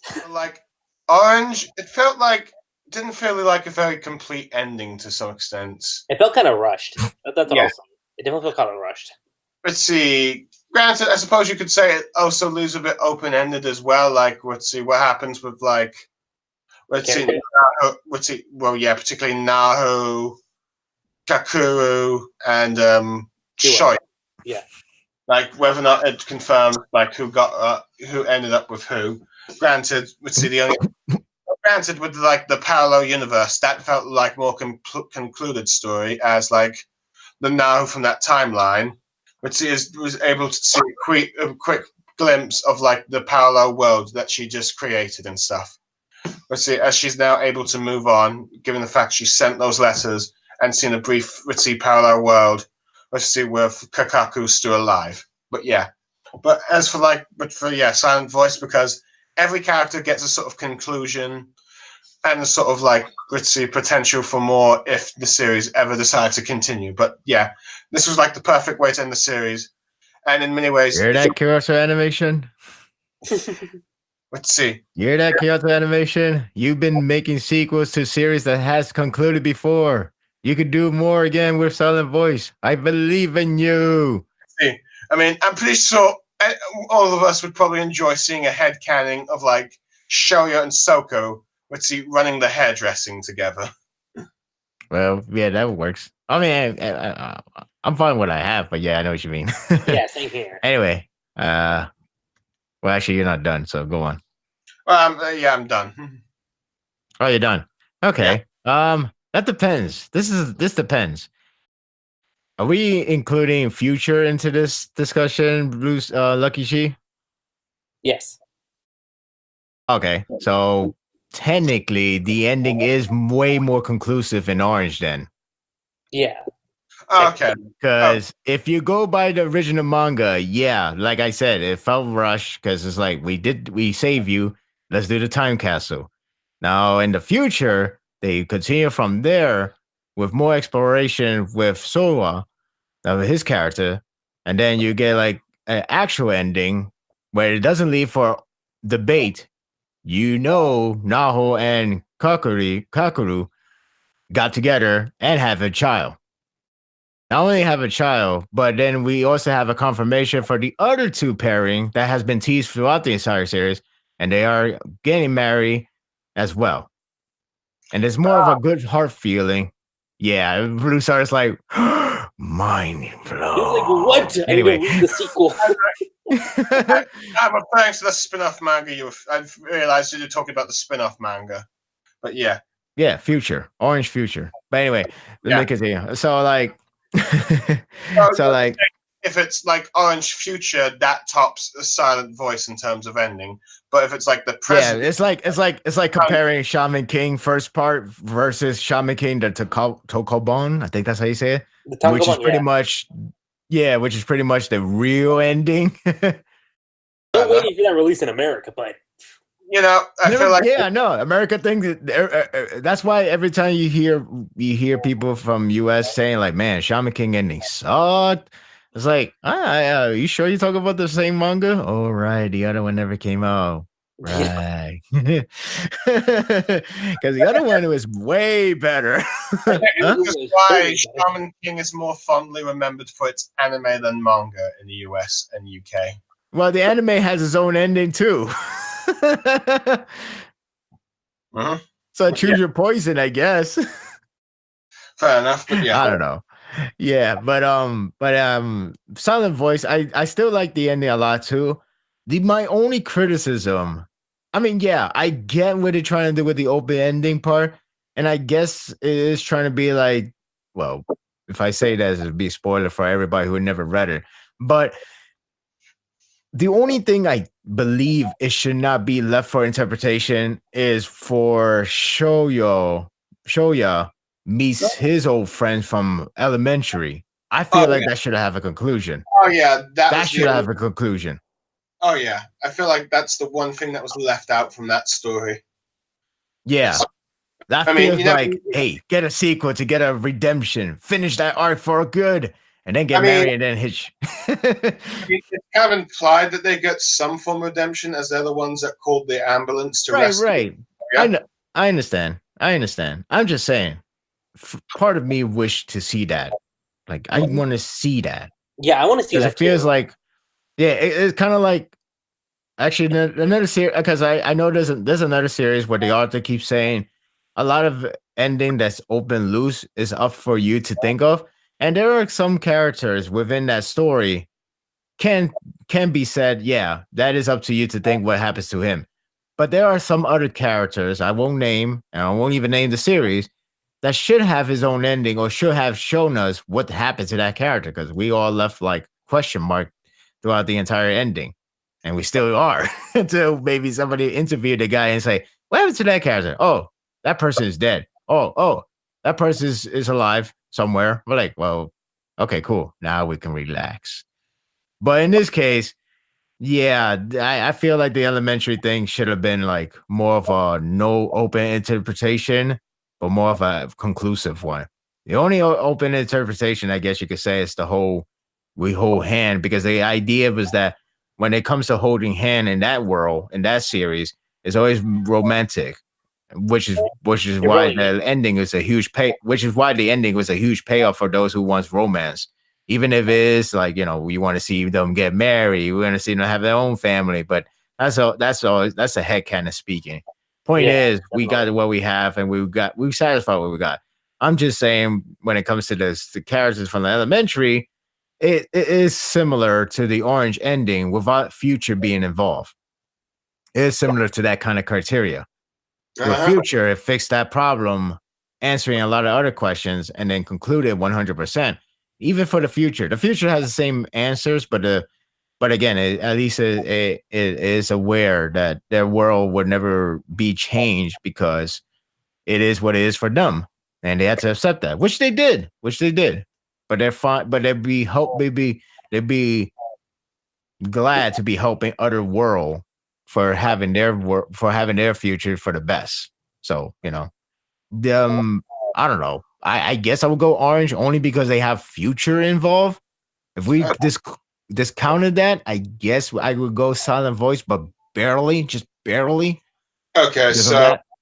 due to the fact that you've seen the future thing and I haven't, that's why you've picked orange over me for silent voice. Fair enough. Actually, that's kind of Right. my stance too. Like if it was just like orange, like just orange by itself, I would have also I would have probably said silent voice, just like on like a slight margin, just a little bit. But since we're including future into this whole equation too, I'm gonna have to give it to orange, just based on that alone, because it definitely did feel a little bit more conclusive on that account than it did for a silent voice. Because had silent voice include more of the elementary stuff to get that payoff, I think I would have easily picked a silent voice. But again, like what Sparta said, if you look at the whole romance angle aspect, it's like, yeah, you get a payoff there, but there's still this whole high school. Yeah, you get the whole Elementary. you get this whole elementary aspect of the story that we started off with, and it's like, okay, so that's the only part that's still kind of open to your interpretation as to how that goes down. Much like with the whole Shoya X Shoko pairing, that's just headcanon right there. So based on that, again, I'm gonna have to give it to orange. So that's at least two rounds where orange wins. Yep. Which now we get to the author side of things. Who's the better artist? Artists? Yeah. It's kind of cheating. I mean, we're not cheating, but it's kind of like it's not cheating nor unfair, but it's more like different style altogether. Especially when preference, right? shoujo. Like, who do you prefer? Yeah, especially orange is typical, probably shoujo. While let's see, orange. I mean, silent voice is probably more typical shonen in some regards. Maybe that's, I don't know if I would say typical. but okay. I wouldn't say typical either. Okay, my mistake. Poor choice of words. That more of like a shonen style, but perhaps a bit more grounded. I would definitely like, the art style's a lot more grounded. I suppose Right. kind of similar to Assassination Classroom in some regards. Well, okay, Assassination Classroom. They already know they're shonen, and they made the best out of it by not only changing the hair color into out of this world. I mean, who has that kind of hair color? I don't know who. No offense. Okay, But They make the most of it, huh? Okay, maybe And you that's got a robot, or you know what I mean, huh? okay. Maybe that's a wrong comparison. Let's see. You don't say. That's it. Sorry, it's just that I've never really. It's the art style for me for like a silent voice is kind of new to me, I guess, compared to others. It is his own factor. Yes, I would say that. Yeah, it's kind of like its own style that I've not really seen in manga before. Granted, there's probably a few other styles similar to it in other manga. I just yet to find them. See, particularly, I get what you're saying, though.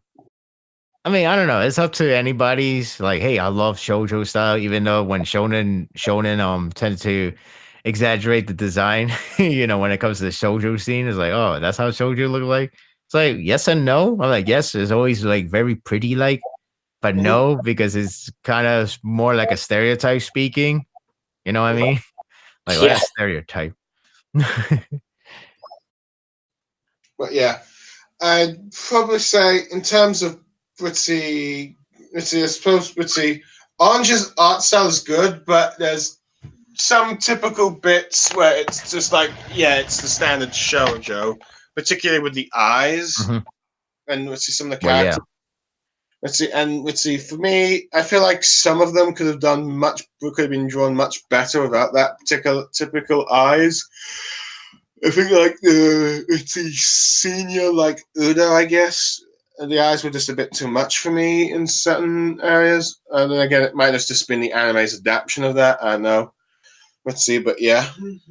I mean, but I suppose I'll give it to a silent voice, given the fact to me, well, there's typical bits of shonen drawn in there, at least in terms of tones and styles, but at least in terms of like tone, I guess. But in terms of like art style, it's a bit unique, particularly of how it's drawn its characters.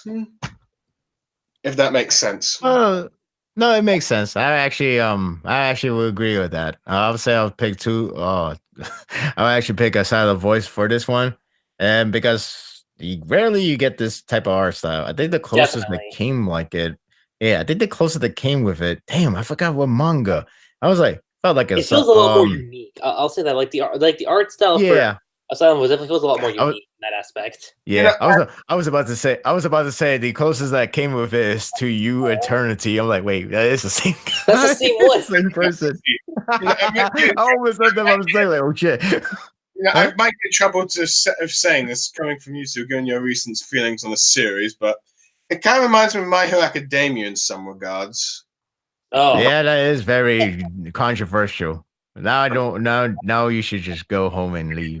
Seriously. I don't know. Maybe it's just how they just do the hair coloring. I guess maybe that's. I think the closest. Well, I don't know about that. I think the closest while it still feel far away, believe it or not, probably was Full Drive. Okay, but okay, fine. I retract. I can kind of see it. Okay, fine. I retract. You can't see it, right? Full Drive, somewhat similar. Not exactly, but it's like it's the closest comparison you could ever get into like the art style. I don't know. That's how I saw it. Like, hey, looks like a silent voice meets ping pong. Yeah, I'll pick a silent voice just for that type of art style that you hardly see in shonen category, let alone in a lot of manga. To be honest with you. That's kind of what my stance too. On that particular account, so. But in terms of artists, art style, silent voice. In terms of who's the better writer, I think that's kind of obvious. Yeah, I feel like a silent voice has the more engaging story, because while they both tackle suicide, I feel like a silent voice tackles it just a little bit better. Due to the fact that it also has the themes of bullying in it, because like it has like all types of bullies you can see in it. Like, a disabled person being bullied, victim. A bully becoming the bullied. Unintentional bullying, all that stuff. The only bullying you don't see in this series is like a victim becoming the bully, which, to be fair, wouldn't really fit the story in any way and stuff. You also have like themes of like what it means to have friends, isolation, communication, let's see, and also how to speak to like a deaf person, which is probably, let's see, we probably should get more like that in like medium, particularly in the UK and US. We should have more stories about that because this manga shows how engaging they can be. Definitely. Now, let's see. Now, to give Orange credit, I think it has one of the more better time travel explanations than others. Like, oh, for sure, I can definitely agree with that. I mean, granted, let's see. It's a little bit. I'm a bit iffy on like, let's see, black holes being a leap through time in the Bermuda Triangle because I'm. That's funny when you mention that because for some reason that's like a lot of people hit kryptonite in terms of like, oh, this is the biggest flaw. I'm like, well, I mean, if you want to consider biggest flaw and it's something like that, well, it almost sounds like a more of a compliment because hey, that's the only flaw you probably only could find. But yeah, seriously, like.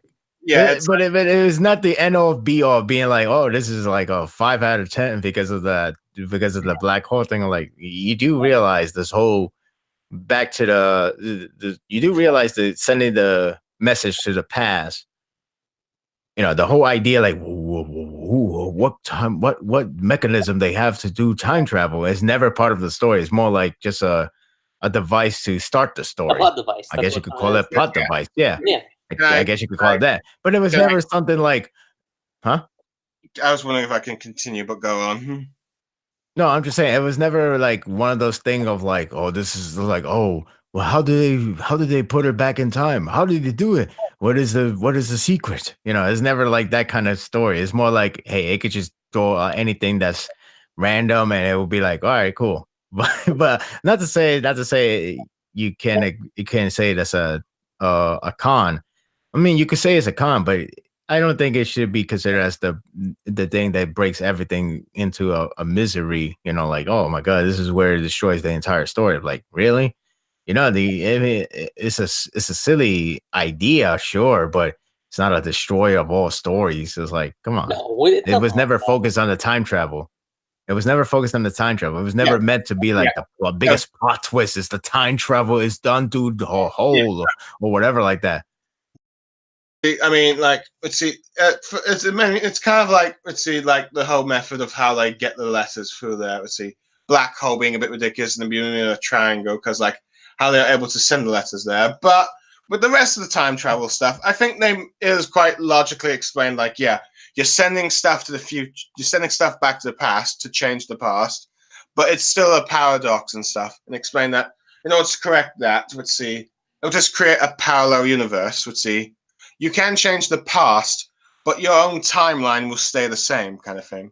Yeah, so, it's kind of like with what the Future Trunks saga did in Dragon Ball Super. That's kind of right. Like let's see, works because as we probably know, most series that deal with time travel tend to like muck it up a bit or just make it really too confusing to understand. Yeah. I mean, I'm pretty sure. Kind of like that one character everybody got their fear on with on One Piece, but I won't go further. But yeah, I know what you're saying. But yeah, but another one, but like the biggest example I can think of is like the X-Men at this point. Yeah, that's one thing. I mean, one of the most famous stories involves time travel, but they've done so many time travel stories you like get so confused. Yeah. Bottom line, just stick to Back to the Future. Silent Voice wins in story, but I will give Orange credit for like doing a very good plot time travel story. Yeah, like doing like something unique when it comes to the whole time travel aspect. I'll definitely give the credit for that too. But in terms of like the overall story, I'm probably gonna have to give it to a Silent Voice too. Well, I would just say, I guess Silent Voice will win me, will have my win, I guess. Will have my choice, I mean. Just due to the character arcs being dealt with. Well, again, you only got one big story with Orange. But they both have their strengths. They both have their downs. And they both are really, really solid. So, yeah. Now, usually every Manga Wars episode, I always throw in like these fun little questions. Usually I have two, but I'm gonna make it one this time because I think it'd be kind of interesting. In terms of saving, who would you guys pick in terms of like saving the character? Shoya or Kakoru from Orange. Wait, Shoya? You mean the guy? Yes. If you were to say Shoko, I'm like, that's the dumbest question you ever asked in history of histories. But I guess I would say Shoya just because I feel bad. Well, Yeah. actually, I feel bad for both of them, but I feel more better with the other. Yeah. Yeah.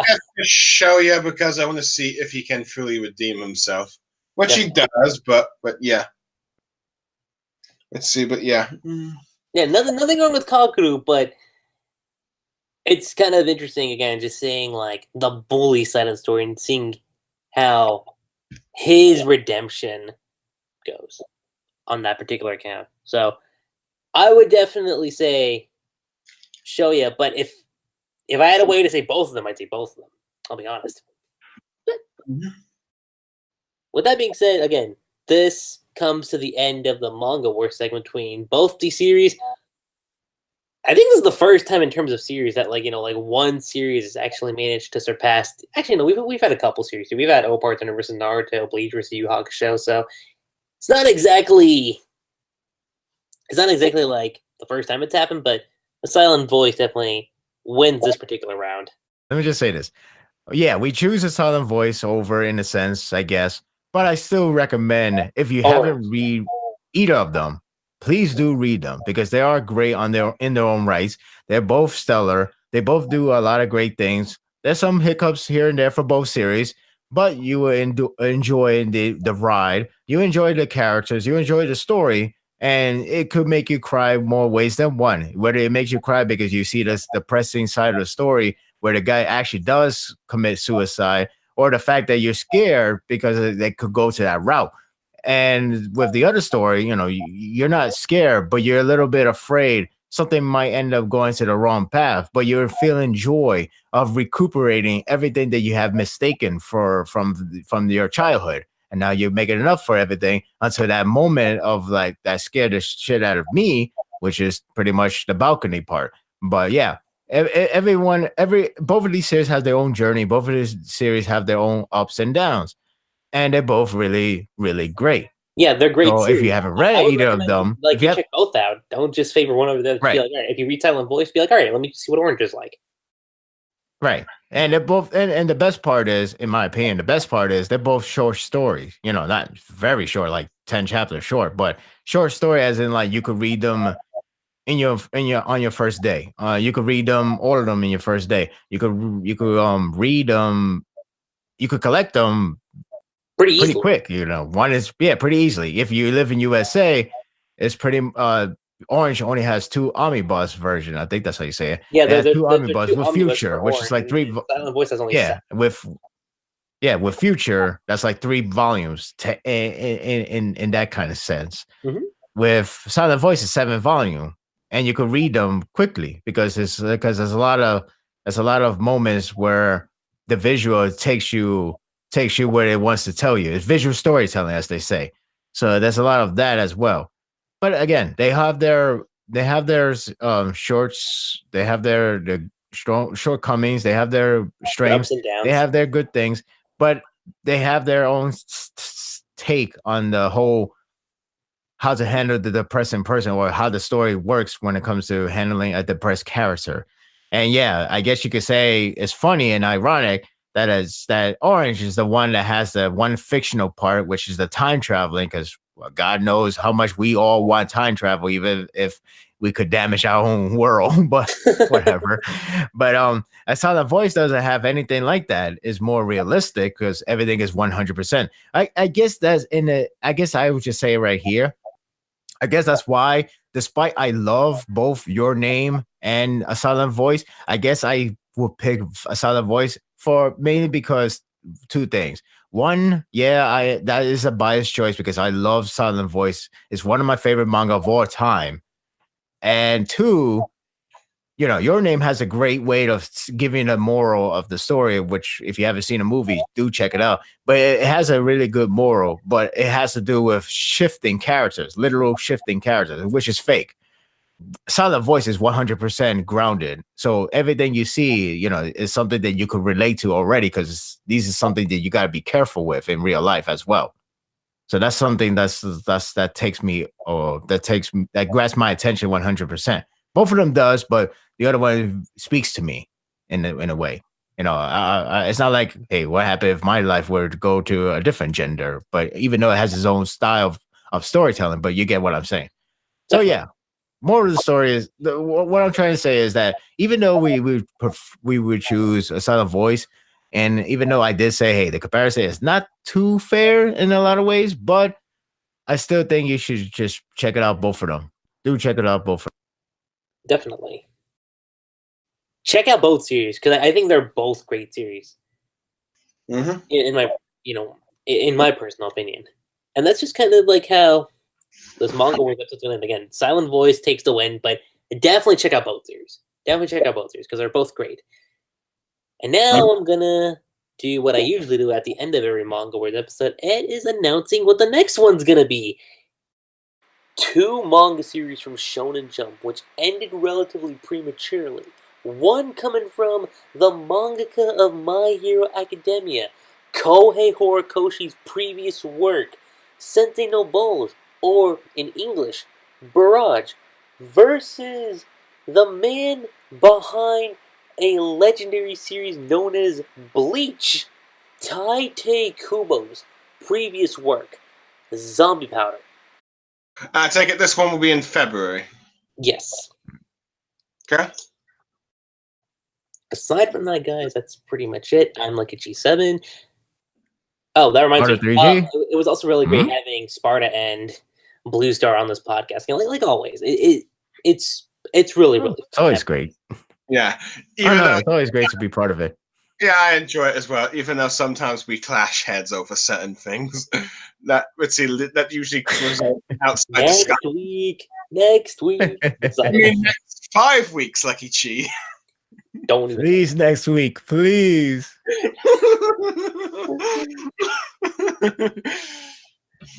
But like I was saying, that this is pretty much it for the Manga Wars episode, guys. I'm Lucky G7. Sparda3g. BlueStarSaber. See you in 5 weeks. And we will catch you guys next time. Hopefully next week.